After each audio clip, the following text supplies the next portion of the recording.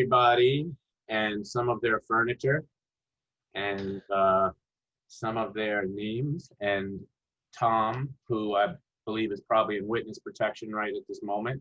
Welcome to Sunday service. I like to start off usually with things that I've learned during the week, or things that have come clearer during the week, or news of the week. So just a few things. We are starting to really see progress with our program with long haulers, in terms of people starting to be able to move forward and push a little bit further, which is very exciting. But I will also say that I am, as a group, starting to see progress with long haulers all over the place, whether or not they're working with us or not. But I think there's a general trend towards inflammation quieting and towards people getting better, which is very, very exciting.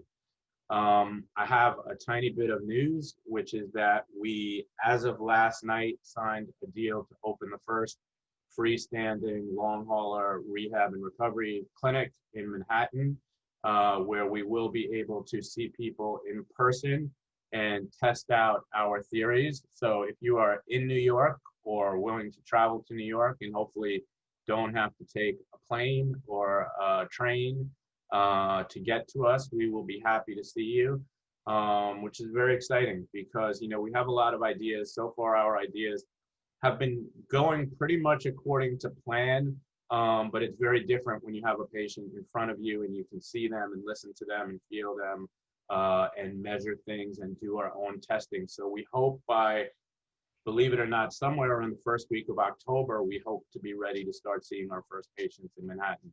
So if you are in the neighborhood, feel free to let us know. My guest today, Brian Traskos, is one of the greatest additions to my life of the last 15 years. And really is just a great addition to life. Brian's passion for rehabilitative Qigong and Tai Chi was first conceived in 2005 after an accident left him with bilateral shoulder separations.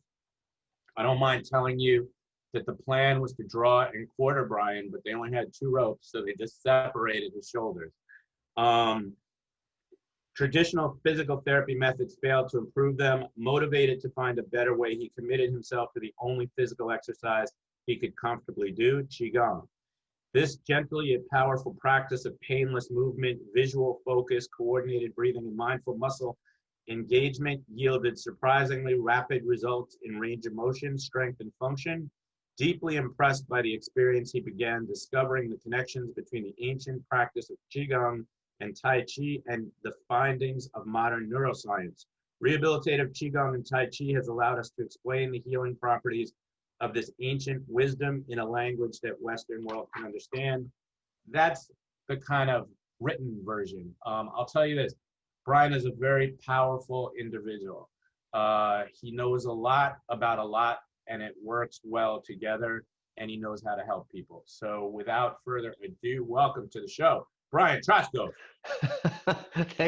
Thanks, Noah. Thanks for that really amazing introduction. And I'm really excited to be here. And I'm just going to toss it back in your Hollywood square for a second, too, Noah, and say, you know, it's been, have equally been one of the greatest additions to my life in the past 15 years as well.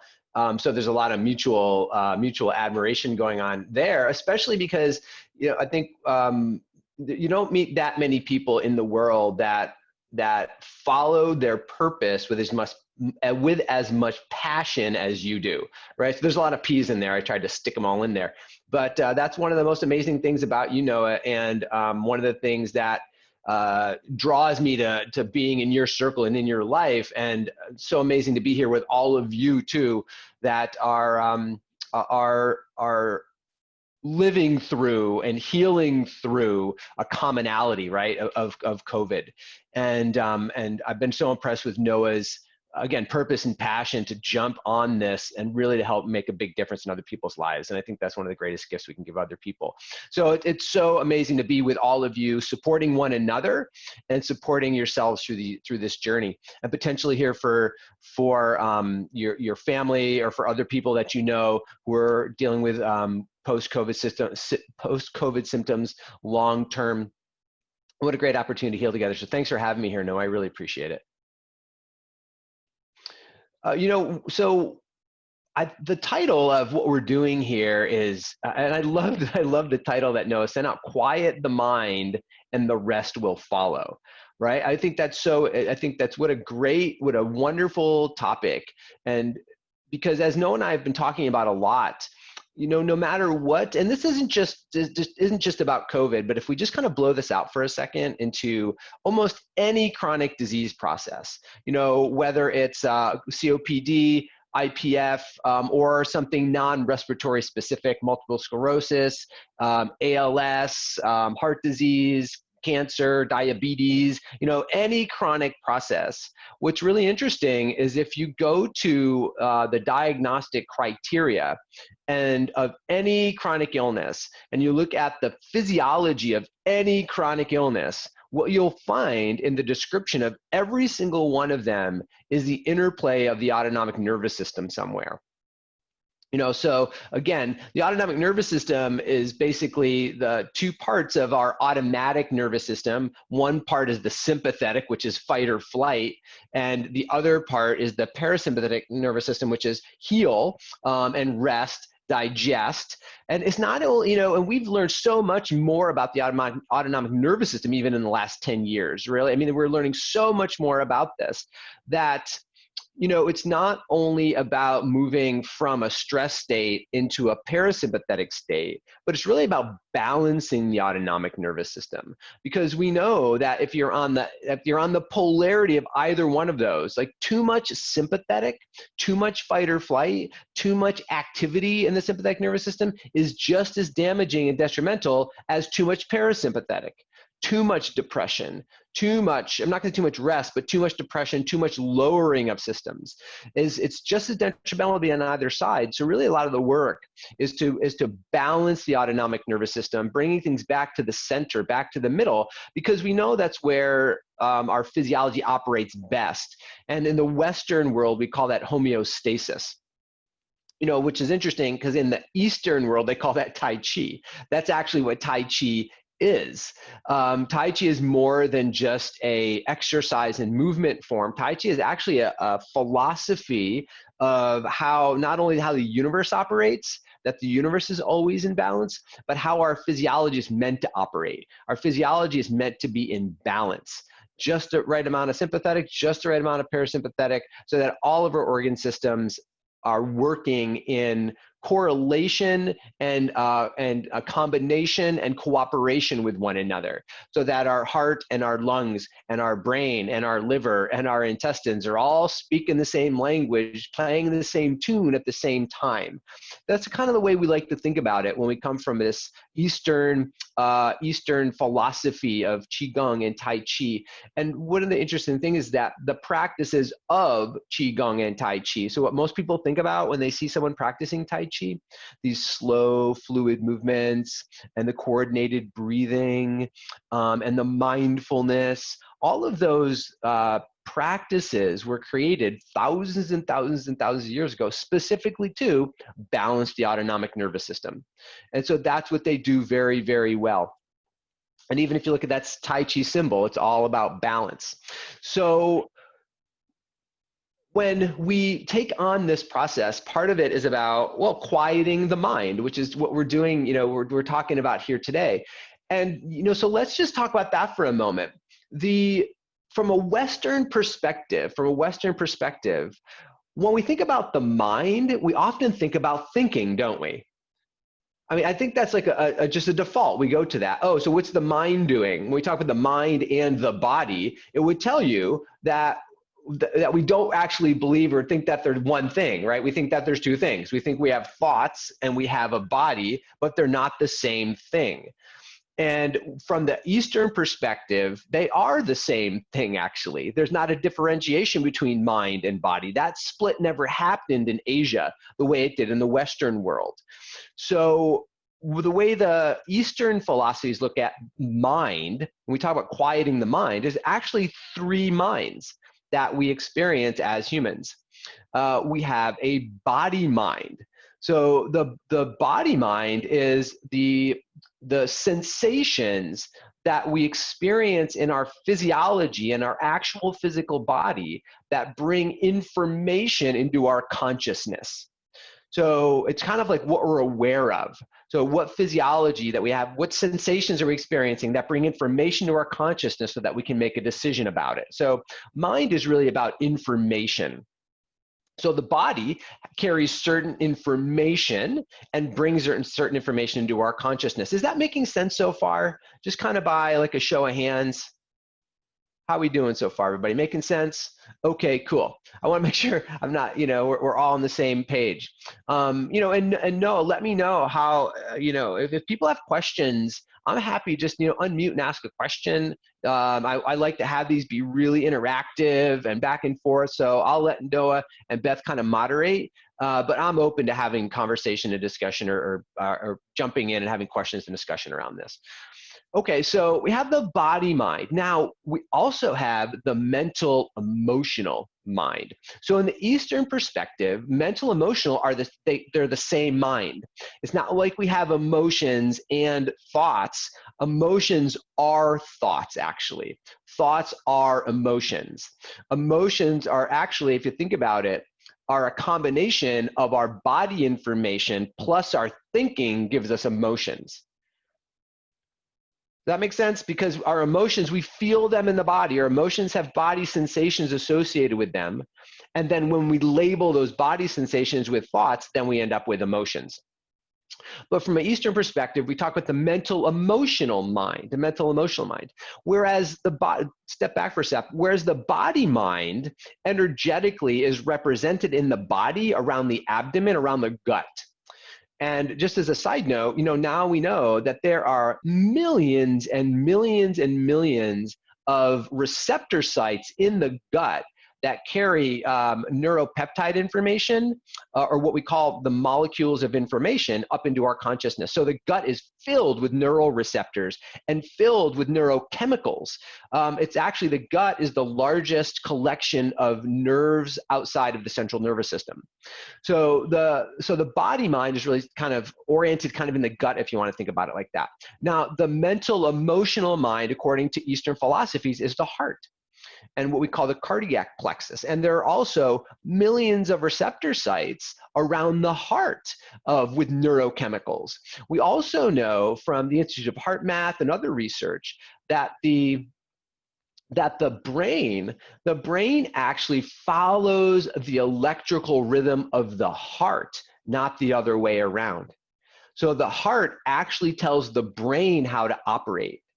The heart leads the dance between the heart and the brain, not the other way around. And we know that from electromagnetic profiling and fMRIs and all those kinds of things. But the heart is what we call the mental emotional. And in the Chinese perspective or philosophy, the word for heart is Xin, Xin. I've also seen it spelled HSIN. But what that means is heart mind. There's no word in the Chinese language for just heart. So if you're in China and you get a heart transplant, you're actually not getting a heart transplant, you're getting a heart mind transplant. And some of the research, I've done interviews and research of people who have had heart transplants done. And it's really fascinating that people who have heart transplants, more often than not, their personalities will actually change either a little bit or drastically after having their heart transplant. And when they interview then the donors' families or friends, it turns out that the people receiving the heart from the donor actually start to take on the personality characteristics of the donor of the heart. So again, from a Chinese perspective, the heart isn't just about a beating pump. It's actually associated with our mind, our persona, who we are as people, how we represent in the world, sort of thing. So if I ever need a heart transplant, I'm going to see if I can get Noah's, and then I'll have that passion and purpose and drive that character does. Wait till I'm in an accident first and don't need it anymore. Don't just come in the middle of the night. Don't steal it, please. Okay. All right, we'll just combine our super heart powers then for now. And, so this idea of the mental emotional mind. So when we have emotions, this also, and thoughts, by the way, right? Both emotions and thoughts inform our consciousness. Right. So now we're starting to think, gang, that we are actually more than our body sensations. Just by having this conversation, we're more than our body sensations, we're more than our emotions, we're more than our thoughts. But we gain information from all of that. I'm so glad to hear you talking about this because, one of the things that we've spoken about a number of times before is that with a lot of the COVID long haulers in particular, we've spoken about the physical and the emotional and the intellectual and how they all take and give. So they all take from our energy and one can take from the other. And, they can all give when they're working well. But I love to hear this interconnection. It's fascinating. Yeah, I think that's a great point, Noah, right? It's everything again in balance, right? We have to understand the shifting balance between the importance of our body mind and our mental emotional mind, and then the third mind, which is called the universal mind, as far as the Chinese are concerned, which is called Shen. That's the word for it. And what Shen is kind of like the big mind. It's kind of like the mind that exists outside of our local experience and permeates all things and has all information available to it. So how many of you have ever, been, taking a shower, a hot shower, or you've been maybe out in nature, or you've been in a really relaxed state, and you get an idea that you've never had before, like a completely new idea. Has anybody ever had that happen? Now, where the heck did that come from? Right? It's not in our past experience.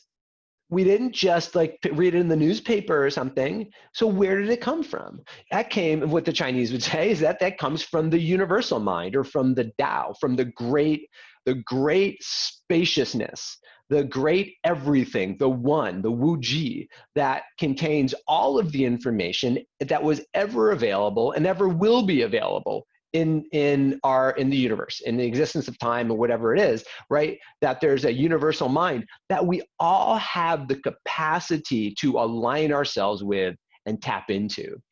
And this mind, again, according to the Chinese and Qigong and Tai Chi philosophy, has boundless energy, boundless healing resources, boundless capacity for wellness, boundless capacity for groundedness and connection, and boundless anything that you can imagine is a part of the universal mind.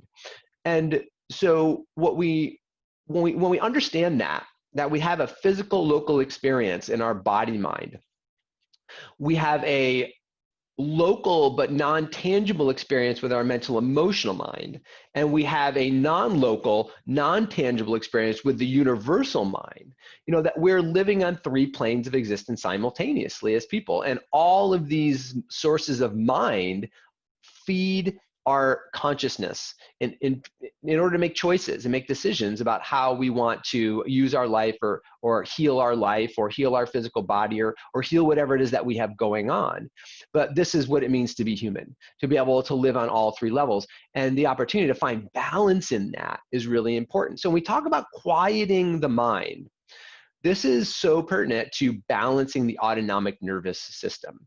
And, as just like a side note really quick, we think about things that are, let's say, traumatizing. Let's just use that word for a moment. Let's just use the word trauma. And, certainly not being able to breathe is trauma.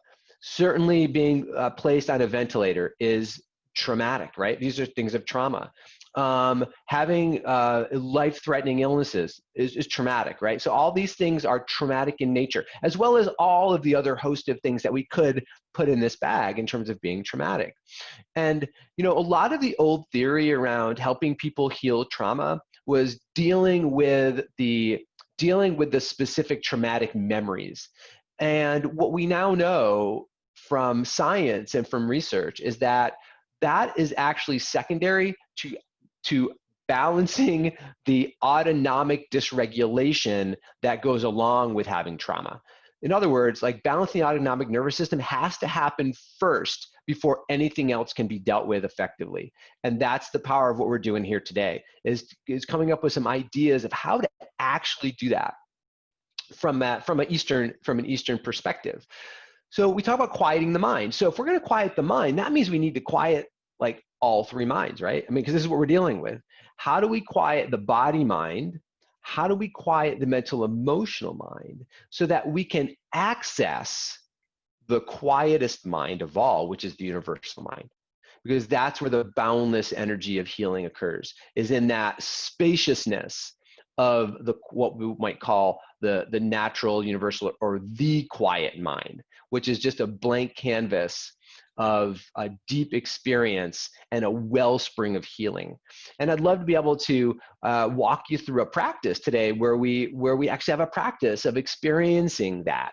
Does that sound like that would be interesting for folks? All right, any questions before we kind of carry on?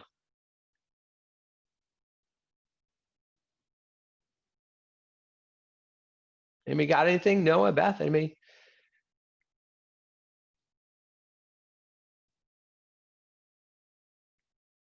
All right. Not questions. There are a couple of comments. Your Qigong sessions help my sleep patterns the most. Thank you. Oh, great. Beth said you saw my eyebrows, which I didn't. And Dawn said, truth, absolutely on point. Love this so much. Oh, great. Oh, perfect. Thank you so much. All right, good. So it sounds like we're heading in the right direction, everybody. All right, so let's think about something we might be able to do to start quieting the body mind. And remember that the body mind is full of sensors, full of receptors that are bringing information up into our brain. And these sensors can be tripped off, right? They can be triggered. And one of the primary ways that they're triggered and causes is something we call anxiety, right? So a lot of people know and understand or have experienced anxiety. I can probably almost guarantee that everyone on this call has experienced anxiety in some way, shape, or form before. And this is why. Because, we're only born with 3 fears. Right? There's only 3 fears that we're born with naturally. And if you're afraid of anything other than these 3 things, actually you were taught that fear, but it's not a natural fear. You learned it, but you weren't, but it's not a natural. So here are the 3 natural fears: the fear of falling, the fear of loud noises, and the third, and I think the most important, is the fear of suffocation. So we actually have we all are born with a primal fear of losing our breath, a primal fear of suffocating. And so when we're talking about respiratory illnesses, by nature, respiratory illnesses we're hardwired to have a fear response when we can't breathe. We're hardwired to have an anxiety response. Now, even if someone doesn't have respiratory illness, by the way, so say someone has no respiratory illness, but they experience anxiety about something else, what we know is that their diaphragm goes into spasm, right? So a spasming of the diaphragm is always 100% of the time correlated with anxiety. So causing a diaphragm spasm alone will actually cause anxiety or create anxiety. So these are paired together. So certainly when we're having difficulty breathing and our diaphragm and our respiratory capacity and our cardiovascular capacity is not serving us for what the demands are in our life or in the world, anxiety will always be a part of that.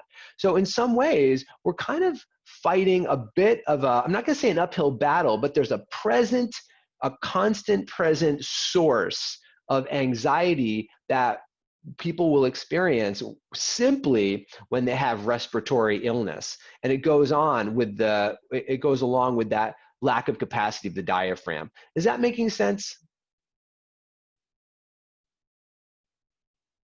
So let's tap into the body and see if we can't begin to soothe some of those processes. Okay, so let's just try a couple things here, gang. We're going to walk through a little practice, and we're going to walk our way right up from right through the body mind to the mental emotional mind, and then find a way to tap into the universal mind processes as well. Okay, so go ahead and see if you can't find your feet flat on the ground. Okay, so kind of find your feet flat on the ground wherever you are sitting right now, and really feel your feet there.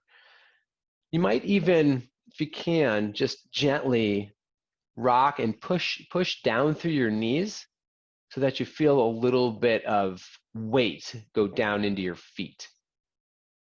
So you really want to kind of feel your feet on the ground. You might even do a little bit of toe gripping, like just not gripping and holding, but kind of, and relax, kind of like you're kind of scrunching up a carpet or something, or a towel underneath your feet. Just kind of do a little crunch and a little relax, okay? And just a little crunch and a little relax. Let your legs and your feet feel really heavy. Okay, now just go ahead and take your hands and just shake your knees a little bit back and forth so that your knees and your legs are relaxed. Kind of just shake your knees and legs so that they're relaxed. Okay, and then kind of wiggle your bottom a little bit. Wiggle your bottom on your chair so that you feel your bottom on the chair. And we'll just quickly go back to the bottom of the feet. So feel your feet again, nice and heavy. Jiggle your knees again.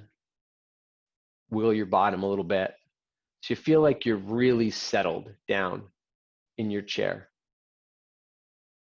Okay, now bring your attention up to the crown of your head and just imagine that you're being lengthened up towards the sky. So it's not a forcefulness, but it's like your head is being suspended. The top crown of your head is being suspended by a string from way up in the sky. And you might imagine that your spine is what we say a string of pearls suspended. Or I like to think about it like a slinky. If you've ever seen a slinky, and you imagine a slinky being opened up, you might imagine that opening of the slinky. So let's think about what we're doing right here for a second and how it correlates to the autonomic nervous system. The autonomic nervous system, remember, is about two nervous systems that do two opposite things. And so one of the magical things about Tai Chi is that with our body, we do two opposite things and we're aware of it. When we're aware of doing two opposite things simultaneously, this is one way that we begin balancing the autonomic nervous system responses. So our bottom and our legs and our feet are sinking down into the ground, nice and heavy. And the crown of the head is lifting up towards the sky, nice and light. So the head is light and rising, and the legs and butt and feet are sinking down into the ground. Let's just allow ourselves to come into that posture. Okay, now just let your breathing do whatever it's going to do. Okay, we don't have to force your breath to do anything at the moment. Just notice that your breath is doing whatever it's doing. Notice your breathing, whether it's deep or shallow or high or low or loud or quiet, doesn't matter. Just notice whatever it's doing.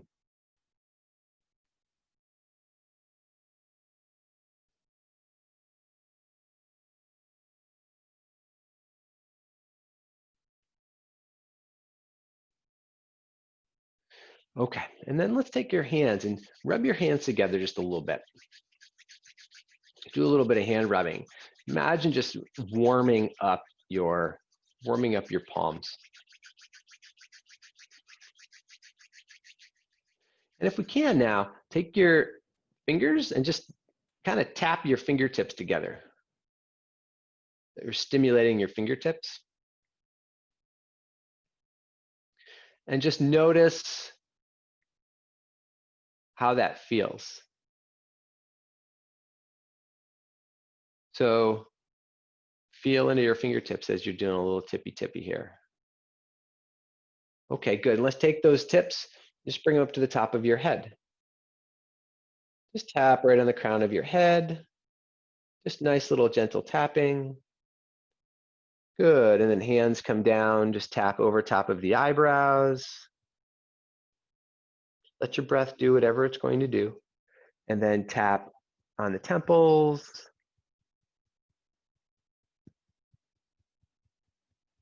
Okay, tap under the eyes. Good, tap over the top lip.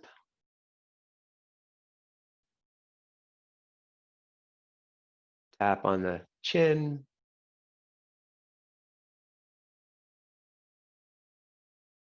Good, now come down to my favorite points right here. So tapping right underneath the collarbones, kind of close to the sternum.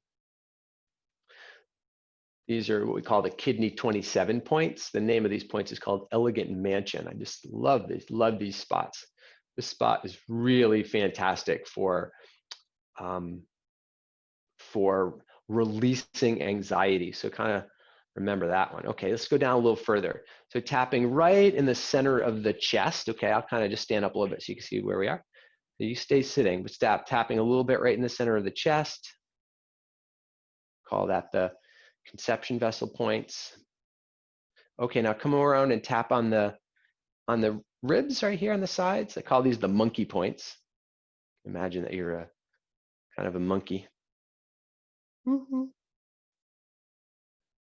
They're good. Cool, and then wrist points. Come to the wrists to tap your wrists.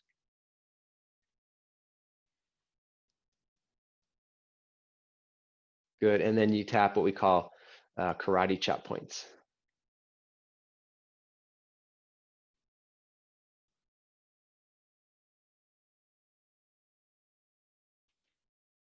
Okay, now just let your hands rest on your legs for a moment. And once again, feel your feet on the floor. Relax your knees. Let your butt sink down into the chair, crown of the head towards the sky. And just again, just notice your breathing. And notice the sensations in your body now too. Just notice whatever sensations that you are experiencing in your body.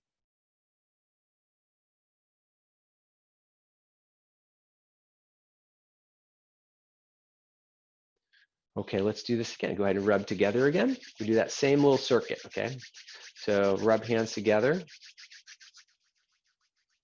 Okay, do a little tapping on your fingertips. Warm up those fingertips. Good, and then we're going to the top of the head. And when we're on the top of the head doing some tapping, if you can, try to do an audible sigh.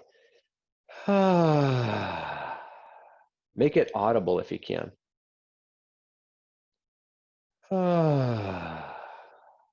Okay, now to the over the eyebrows.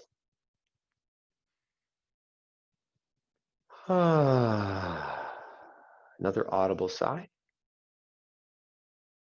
Good, to the temples.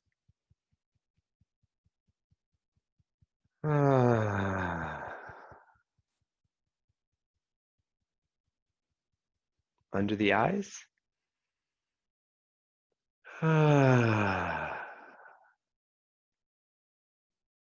Good, top lip.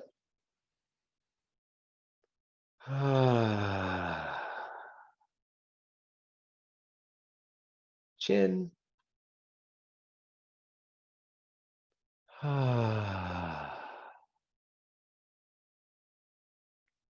Good, down to the elegant mansion points here.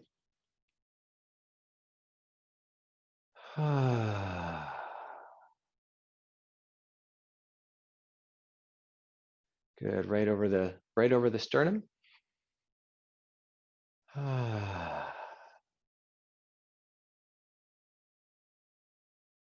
Good, to the ribs.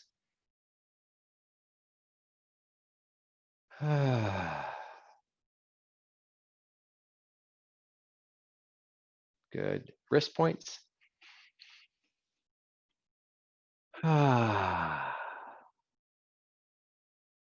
And karate chop points.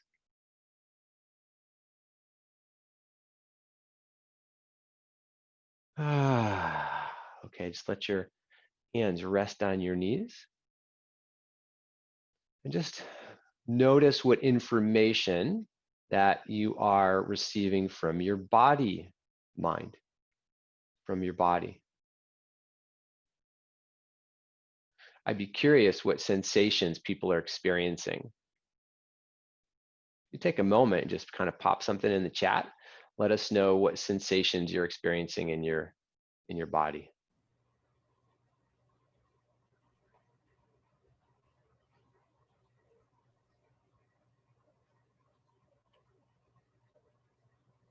Also, feel free to unmute if you'd like to share. Yeah. Tingly feet and hands from Joel. Great, Joel. Hazel is also tingling. Ooh, okay, good, good. So we've got some tingling going on. Great. Okay, so now let's do a little warming of our hands again. Okay, so warm up your hands, maybe a little, even a little. You can get a little more vigorous if you wanted to. Awakeness and tingling from Robin, wonderful. Okay, so now take your hands, after you've kind of warmed your hands up pretty good, take your hands and just rest them on your lungs and on your heart. And notice if there's a temperature difference between your hands and your body. Are your hands warmer than your body? Is your body warmer than your hands? Just notice. And recognize that if there's a temperature difference and your hands are on your body, that there's either heat being transferred from your hands to your heart and lungs, or there's heat being transferred from your heart and your lungs to your hands. And this is an automatic balancing process. We're creating a balance transfer here of thermal energy. So let's go ahead and warm up your hands again.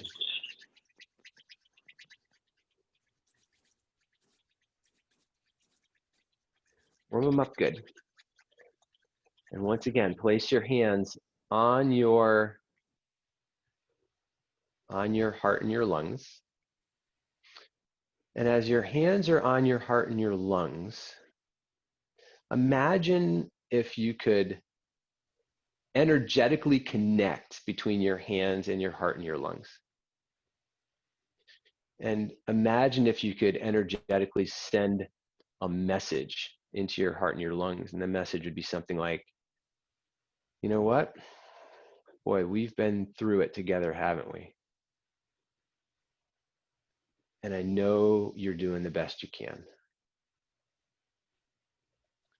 What do I need to do to help you do what you need to do, heart and lungs? You know, maybe I haven't been as appreciative of you as I'd like to be.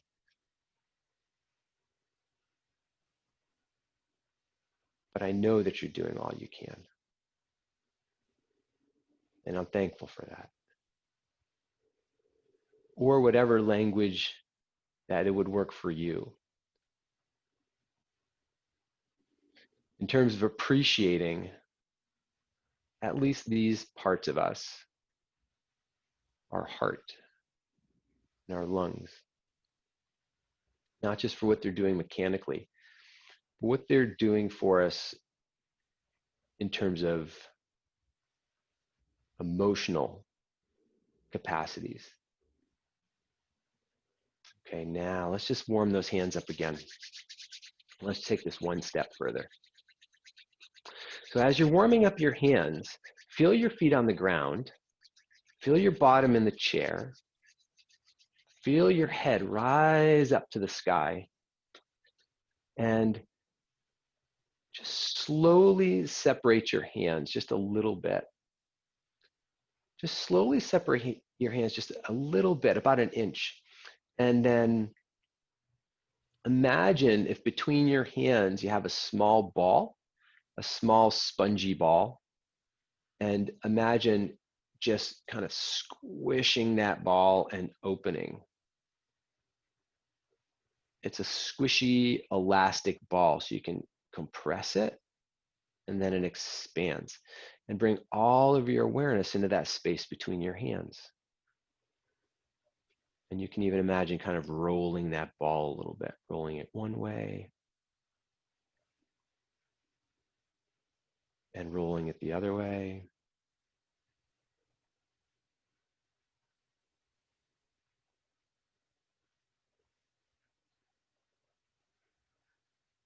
Okay, now imagine taking that ball, pull it towards your chest, pull it towards your heart and your chest, and hold your hands just a few inches away from your chest. So if I'm from the side, you can see I'm just holding my hands a few inches away from my chest and my heart.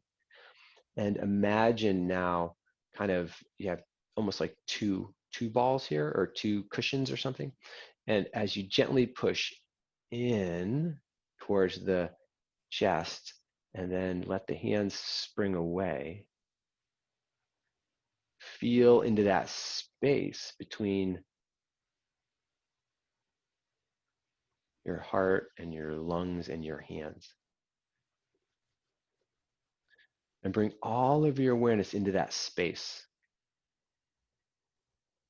into that void, that apparent void between your hands and your heart and your lungs.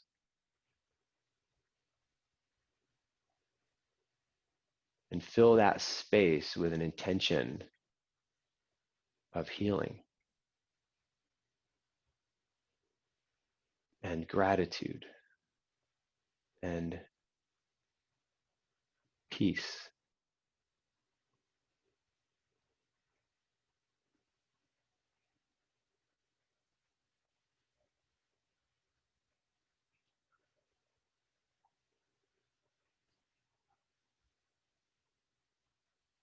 Okay, now bring your hands now. Just let your hands glide up past your throat. Still maintain that connection into the space between your hands and your throat, and up the face, and feel that connection between the space between your hands and your face. Maybe you even feel the temperature of your hands on your face as you go up over the head. And imagine just kind of washing your face with gratitude and peace over the top, like you're kind of slicking your hair back. See, I've done this so much, I've lost all my hair. And then let your hands circle down off your shoulders. And then hands can just glide back down and find their way to your lap.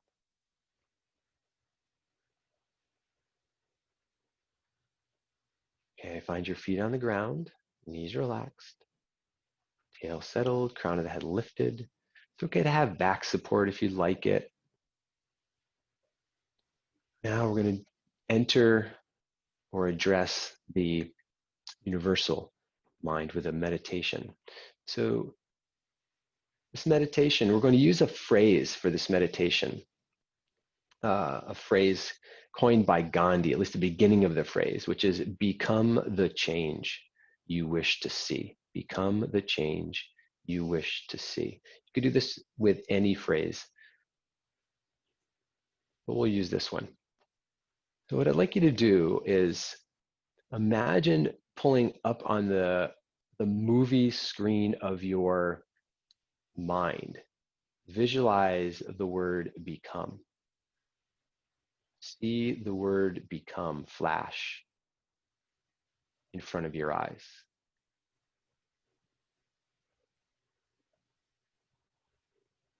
See it slowly blink on and off. The word become, become, become.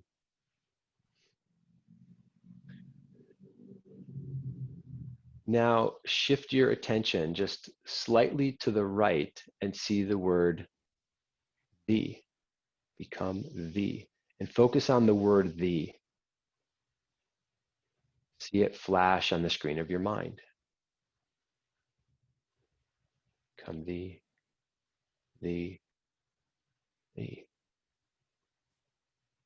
Now move your gaze back to the space between those two words, the space between become and the, and sink into that space, the gap.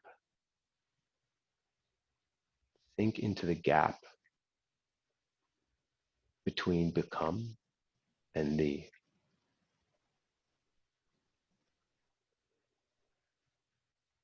Allow your breath to deepen as you sink into that space.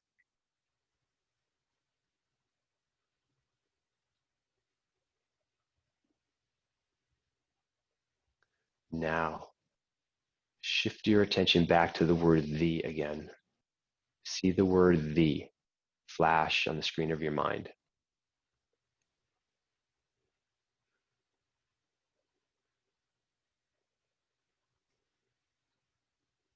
See it blinking on and off.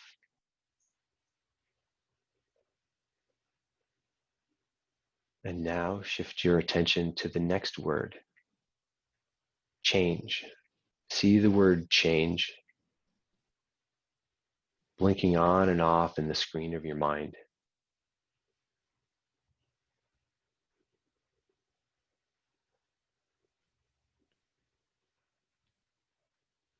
And now shift your attention back just slightly to the space between the words the and change. And sink into that space. Focus as much as you can just on that gap between those two words. Just stare into that space. Allow your breath to deepen. And allow your body to relax into that space between the words.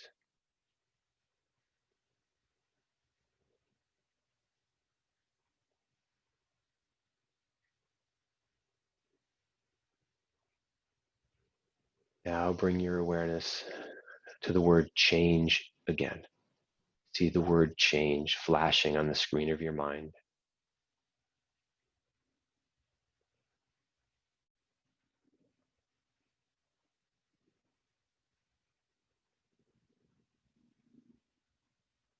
And now shift to the word you. Become the change you. See the word you flashing on the screen of your mind.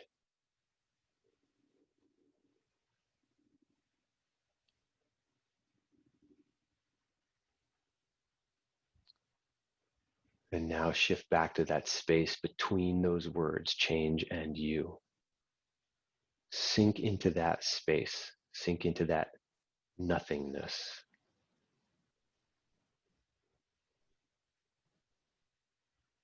Sink into that gap between the thoughts.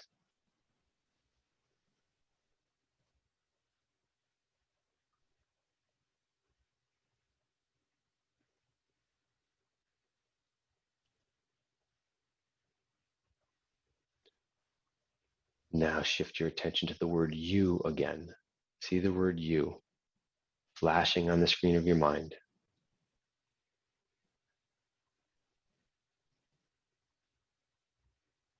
Steady blinking.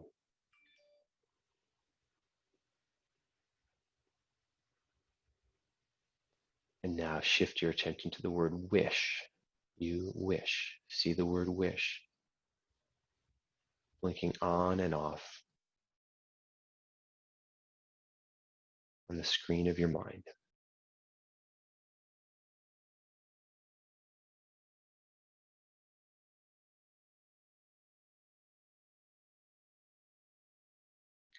And then shift your attention back just slightly to the gap between the words you and wish. And sink into that gap.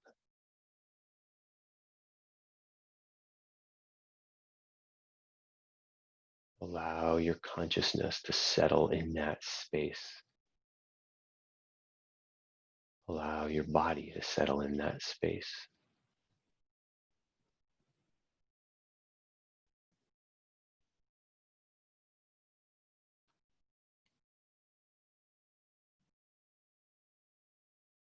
Now bring your attention back to the word wish again.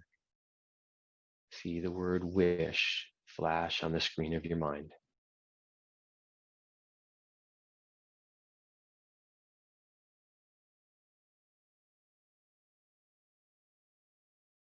And now to the word to. See the word to flashing.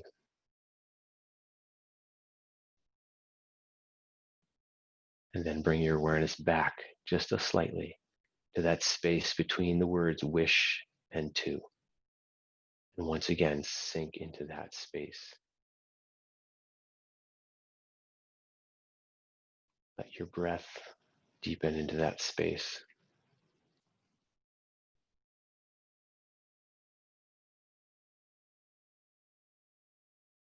Let your body be absorbed into that space.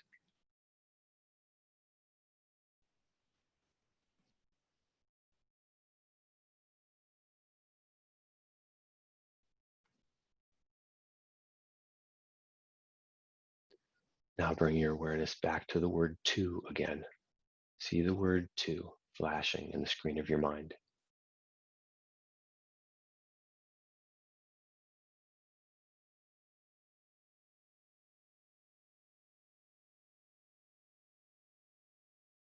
Become the change you wish to see. Now, see the word see flashing on the screen of your mind. And then shift back slightly into that gap between the words to and see. And once again, sink into that spaciousness, that nothingness.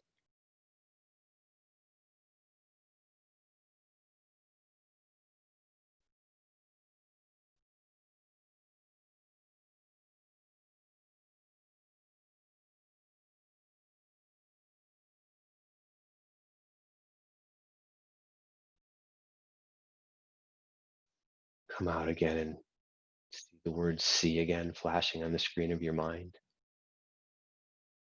See the word see flashing. And now shift to the next word, in. See the word in flashing.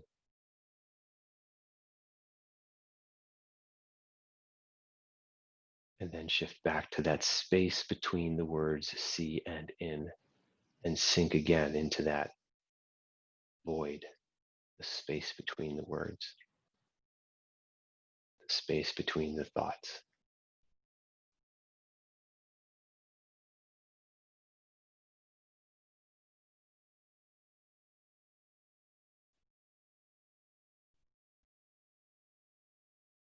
Now shift to the word in.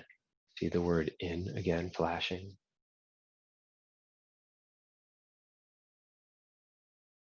And then the word the again. See the word the flashing. In the. And then shift again to the space between the words and sink into that space.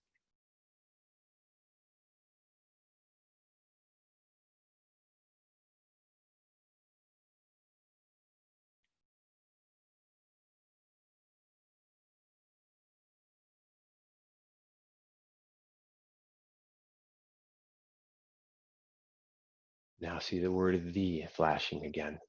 Come to the word the. Become the change you wish to see in the world. See the word world flashing.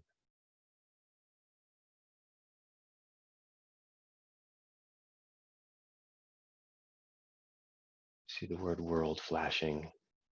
And then shift your attention back to the space between the words the and world.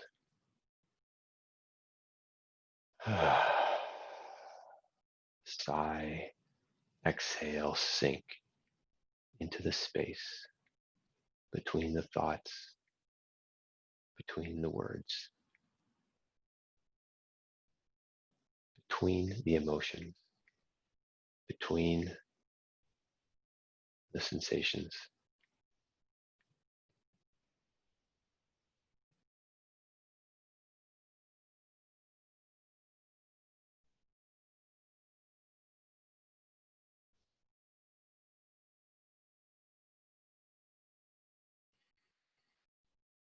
Now, one more time, bring the hands in front and do a little rubbing with the hands.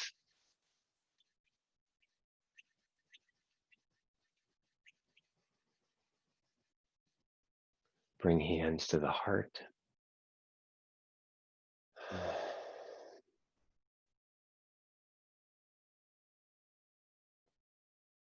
And then allow hands once more to just drift up over the face.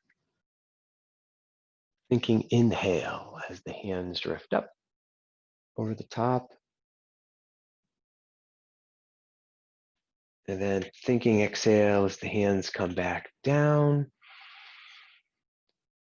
And then just take a moment to move in whatever way feels good for you, right? So that might be a wiggle a little bit, or you shift a little bit, stand up, move about, whatever feels good. And so there was a little practice to address each of the three parts of our mind experience: body mind, mental emotional mind, and a practice to get into the gap of that spaciousness of the universal mind. What do we think? Thoughts, questions, ideas? I had a really hard time with the meditation piece. Mm. I found that I couldn't see the words. I tried, but they weren't flashing, and then my mind just started to like completely drift. And I kept trying to bring it back, and at least focusing on the words. But yeah, it was really tough. But the other stuff I thought was great, and Oh, cool. my body feels very relaxed. I could even feel sometimes like a little bit of tingling as I was moving my hands around my body. So that part was great. Oh, that's great, Julie. I'm really glad for that. And there's so many different meditation practices, and there's no right or wrong, good or bad meditation practices at all. This was just one opportunity. When I first started practicing that particular meditation practice, Julie, I had a little bit of trouble too. And so what I did is I actually wrote it out on a piece of paper. And hung it in front of me at eye level, and actually looked at the words. So I actually looked at the word become, and then the word the, become, the, and then I looked right at the space between the words, actually right in front of me. Yeah, so that's what I used to do. So if you're so inclined to try that, you certainly can. It's just a suggestion that might be helpful to you. Thank you. I will certainly try actually seeing it. Yeah, I think it's a wonderful way to actually practice. Again, it's called getting into the gap. That's the meditation. And so it's so often when we meditate, we try to quiet, like we try to let go of the thoughts or try to quiet the mind. But the problem is that the mind is incessant. It just will, right? We hired it to think. It's just going to keep thinking. So we can't turn off something that's always on. The best we can do is actually focus on that which we want to experience. So if we want to experience spaciousness, then to focus on the spaciousness itself can be a really valuable tool. So it's just a thought. I also think that very often people have this idea, and this happens sometimes with boot camp as well, that you're supposed to be good at something the first time you do it.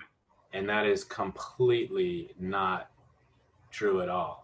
And especially if this is totally foreign to you, it would be more incredible if you actually got it the first time. Yeah, I agree 100%. Noah. It's all of these things are a practice, and that's exactly what they are. And they're all skills, which means they can all be learned and they can all be cultivated. None of this stuff is I'm not sure past, for most of us, past the age of 3 or 4, that we're actually naturally born focusers anymore, or of our own experience, because by then everything we've been inundated with is just completely churning all of the time.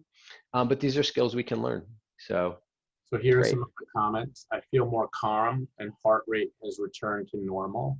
Okay. So, think about that. Like, you just brought your heart rate to normal. So like when your heart is racing, which is very common with, people who are post-COVID, remind yourself that you have a tool.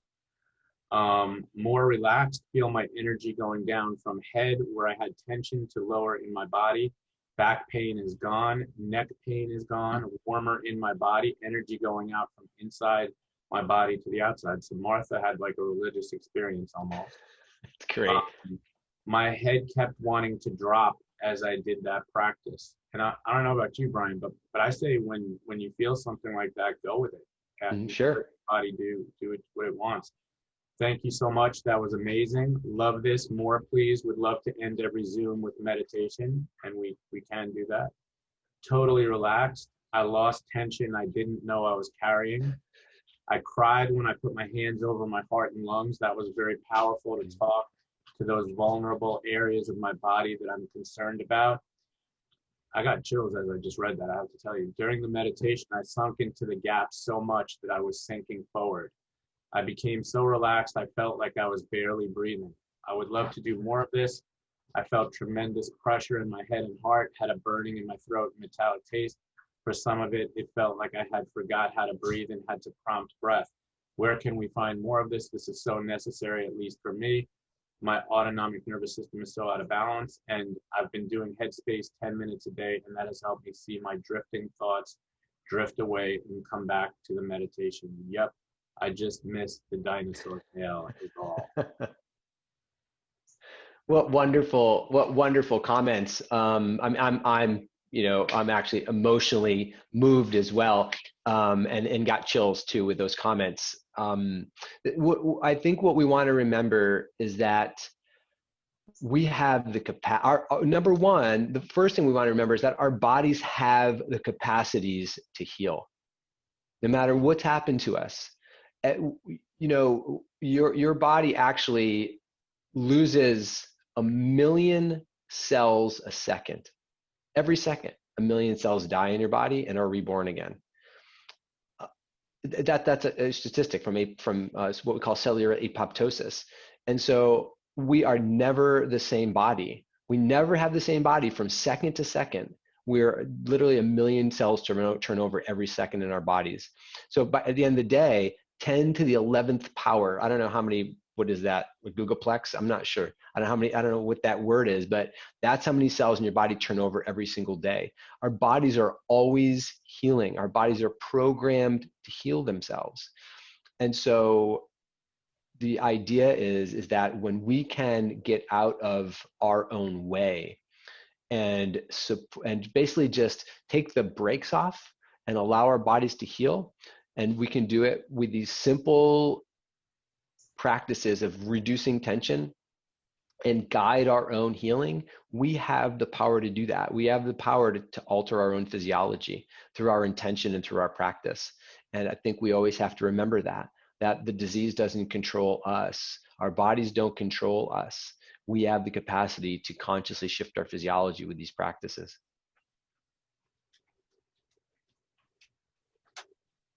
Fantastic. And I agree. I think, so much of what we do is we try to just help people get out of their own way. Mm-hmm. And when I say help people, I mean help myself too, because I get in my way daily.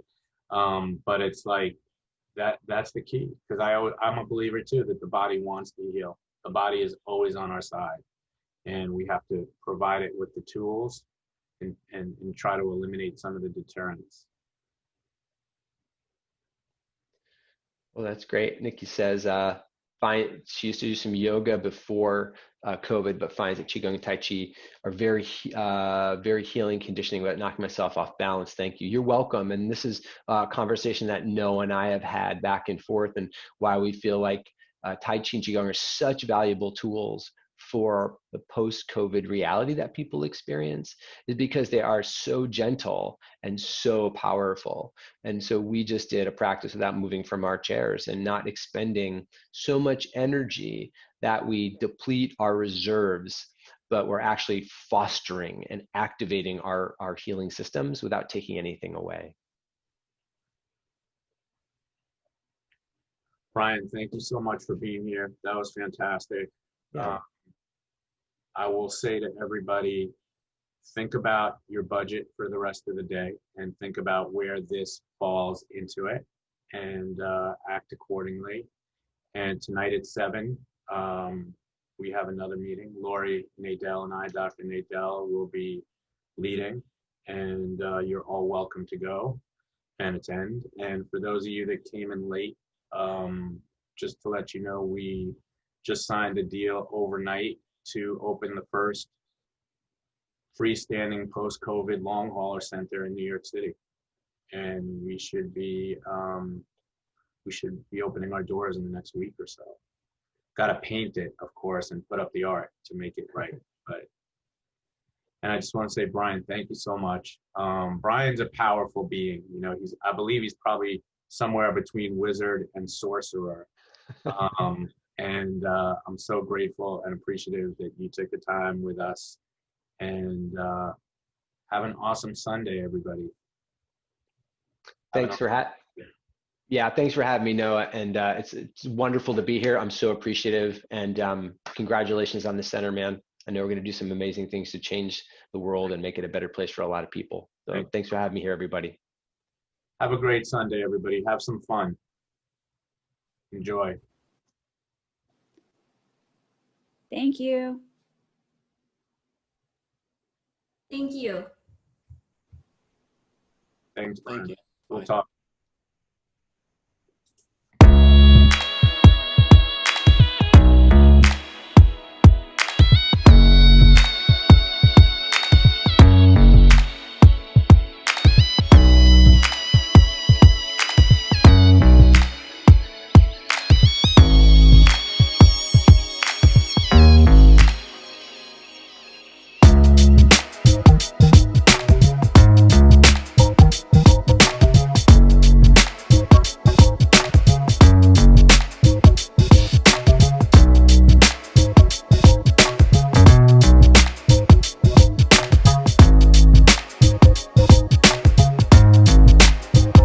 Don't be afraid, baby. I'm gonna love you forever.